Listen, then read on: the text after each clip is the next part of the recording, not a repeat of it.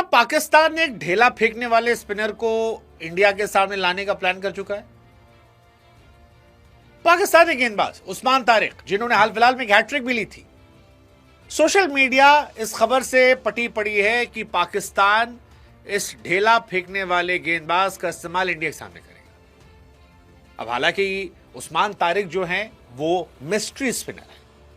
Mystery spinner अपने आप में एक रोचक शब्द है और गेंदबाजी बड़ी रोचक होती है, लेकिन वो मिस्ट्री स्पिनर जिसने कुछ समय पहले हैट्रिक ली हो और फिलहाल वो डगआउट की शोभा बढ़ा रहा हो और बार बार शोभा बढ़ा रहा हो, उसको लेकर बाजार ये गर्म है कि पाकिस्तान इस बात से डरा हुआ है कि जो वो शक करते हैं वो आईसीसी की नजरों में ना आए, इसलिए उनको रेस्ट करा रखा है और इस हथियार का इस्तेमाल इंडिया के सामने किया जाएगा, क्योंकि जायज तरीके से इंडिया से वो जीत नहीं सकते।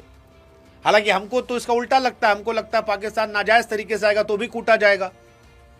अब मतलब जब सईद अजमल साहब कूटे गए तो ये किस खेत की मूली है, लेकिन फिर भी सोशल मीडिया ऐसे सवालों से भरा पड़ा है और इसकी वजह है इनका बॉलिंग एक्शन। अलग अलग बॉलिंग एक्शन की तस्वीरें, वीडियोस फिलहाल एक्स से लेकर फेसबुक, इंस्टाग्राम पर भरी पड़ी है। अब क्योंकि इंडिया पाकिस्तान खेलने वाले हैं तो दोनों मुल्कों की आन मान शान जो है वो सामने आ रही है। और पाकिस्तान में तो वैसे भी आप लोग जानते हैं कि बायलैटरल सीरीज का पहला मैच हो तो देश का प्रधानमंत्री उनका सारा काम धंधा छोड़ के ट्विटर पे पोस्ट करने लगता है कि भैया उखाड़ लिए हो, इलेक्ट्रीफाइंग जीत।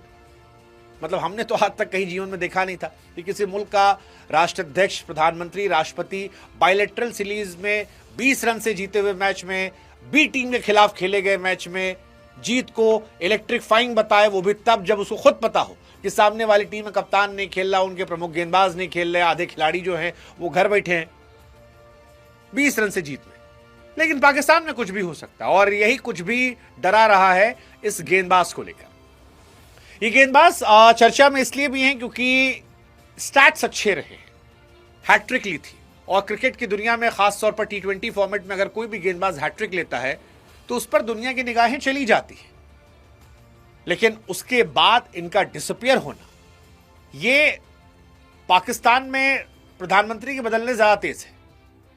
2 सीरीज लगातार हो गई है क्योंकि इन्हें बैठा दिया गया और यही 2 सीरीज को लेकर सवाल उठ रहा है कि क्या इंडिया वर्सेस पाकिस्तान से पहले आईसीसी के कैमरों से छिपाने के लिए इन जनाब को छिपा दिया गया है।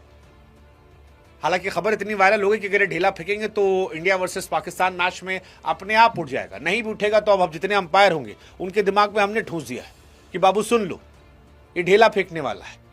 अंपायर भी ना सुने तो जितने खिलाड़ी हैं वो तो वीडियो देखते ही हमारा वो बता देंगे कि भाई साहब ये ढेला फेंक रहा था, इसको देखना, इसका एक्शन देखना, कहीं चक तो नहीं कर रहा। और ये बेचारा खुद प्रेशर में आ जाएगा क्योंकि इतना ढेला ढेला ढेला ढेला ढेला हो गया है कि बेचारा चाहेगा कि ढेला ना फेंके।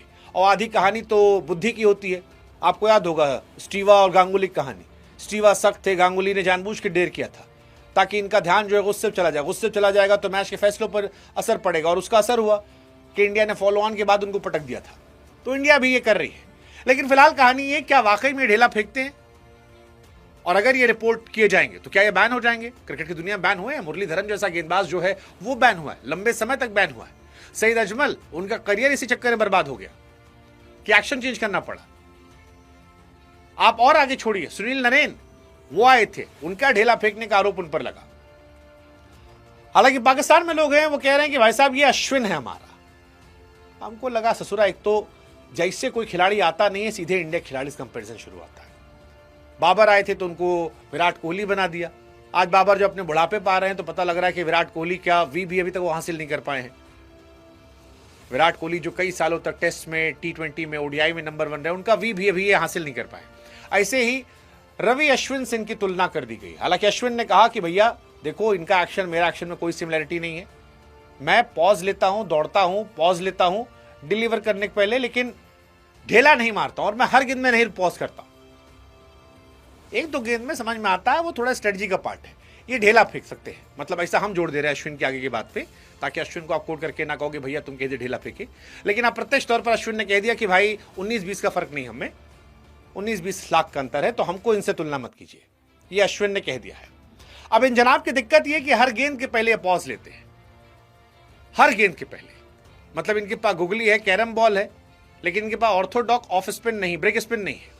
पाकिस्तान कह रहा है कि इन्होंने सारे नियम, कायदे, कानून जो हैं पार कर लिए हैं, लेकिन वो पाकिस्तान है, इसलिए डर और लगता है, क्योंकि पाकिस्तान वही देश है जिसने 2010 में जब फिक्सिंग स्कैंडल हुआ था तो सलमान भट्ट को लेकर भी कहा था कि भैया भट्ट साहब ने तो कुछ किया ही नहीं है, इनसे तो शरीफ आदमी कोई नहीं है, ये तो मैदान पे बैठ के पूजा पाठ करते हैं, ये कहाँ से गलत करेंगे। लेकिन बाद में पता लगा कि भट्ट साहब ने ही आमिर जैसे सीधे साधे बच्चे को जो गाँव से आया था उसका करियर बर्बाद कर दिया, आसिफ के साथ मिलकर पूरा बर्बाद किया, जेल की सलाखों के पीछे गए।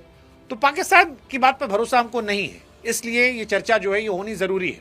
पाकिस्तान से भी कई लोग देख रहे होंगे, हम उनसे ही पूछ लेते हैं, भाई बताओ दिल पे हाथ रख के कि ढेला फेंकता है या नहीं फेंकता है, और अगर नहीं फेंकता है यार तो फिर तुम्हारे वाले इसे छिपा क्यों रहे।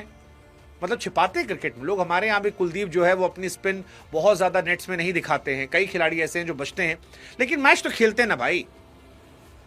ऐसा कौन सा हथियार लाए हो जिसको तुम छिपा के रखोगे, या सोशल मीडिया की हवाबाजी है जिसने एक ऑर्डिनरी से बॉलर को इतना बड़ा बना दिया है कि लोग उसके बारे में चर्चा कर रहे हैं।